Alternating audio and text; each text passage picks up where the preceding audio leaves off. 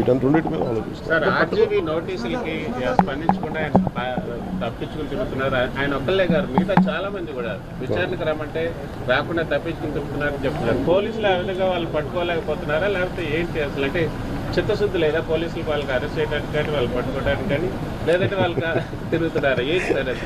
Let the police do their job, let me do my job. నా పని నేను చేసుకున్నాను, వాళ్ళ పని వాళ్ళు చేయాలి కదా. గత గవర్నమెంట్ లో అయితే ఎక్కడున్నా కూడా పట్టుకొచ్చేవాళ్ళు. అవునా? చెప్తున్నారు వాళ్ళు ఢిల్లీ నుంచి కూడా పట్టుకెళ్ళిన సందర్భాలు ఉన్నాయి. అలా అనిపించట్లేదా ఇప్పుడు? ఇప్పుడు చంద్రబాబు గారి మీద నందిగామలో దాడి చేసిన వాళ్ళు సింపుల్ గా కోర్టుకు వెళ్ళి వచ్చి మేము బయటకు వచ్చేసామని చెప్పి కాలర్ ఎగరేసుకునేటువంటి పరిస్థితి కనిపిస్తా ఉంది.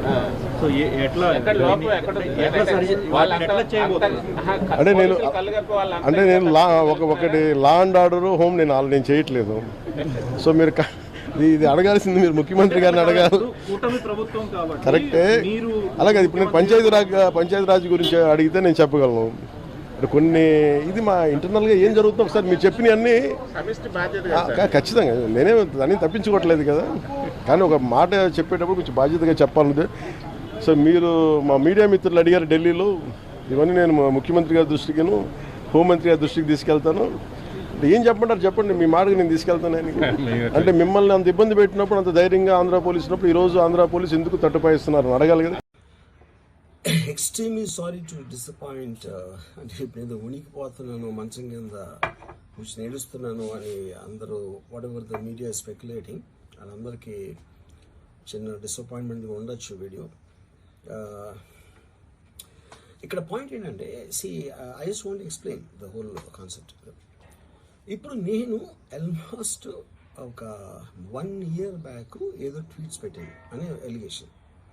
ఆ ట్వీట్స్ ఎవరో మనోభావాలు దెబ్బతిన్నాయి. ఇక్కడ విచిత్రం ఏంటంటే 1 year బ్యాక్ పెట్టిన ట్వీట్స్ 4 డిఫరెంట్ ప్లేసెస్లో 4 డిఫరెంట్ జ్యూరిస్డిక్షన్స్లో 4కి ఒకే 3-4 రోజుల వ్యవధిలో వాళ్ళ మనోభావాలు దెబ్బతిన్నాయి. వాళ్ళు ఆ పరంగా కంప్లైంట్ ఇవ్వడం, కేసులు పెట్టడం జరిగింది.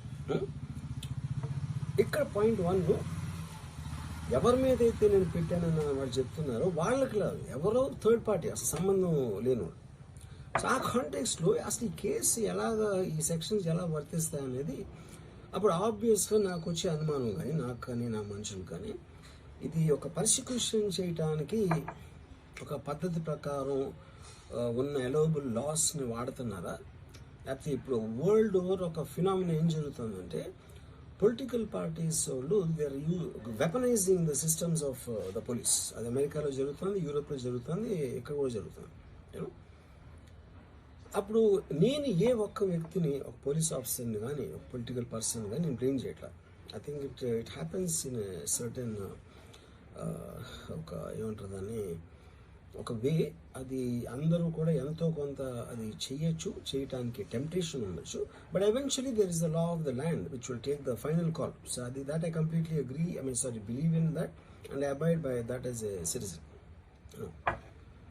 సో ఇప్పుడు ఇక్కడ జరిగింది ఏంటి, నాకు ఒక నోటీస్ వచ్చింది, నేను ఒక రిప్లై ఇచ్చాను, ఫలానా చోట ఫలానా తారీఖు నేను వస్తాను.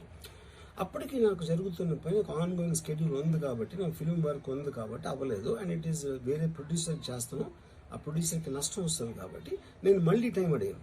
ఇదేంటి కేసు, ఇదేం అర్జెంట్ కేసు అంటే 1 year తర్వాత ట్వీట్ చూసిన అతనికి 1 weekలో అన్నీ అయిపోవాలనేది ఏమన్నా మీనింగ్ ఉంటుంది అసలు దానికి?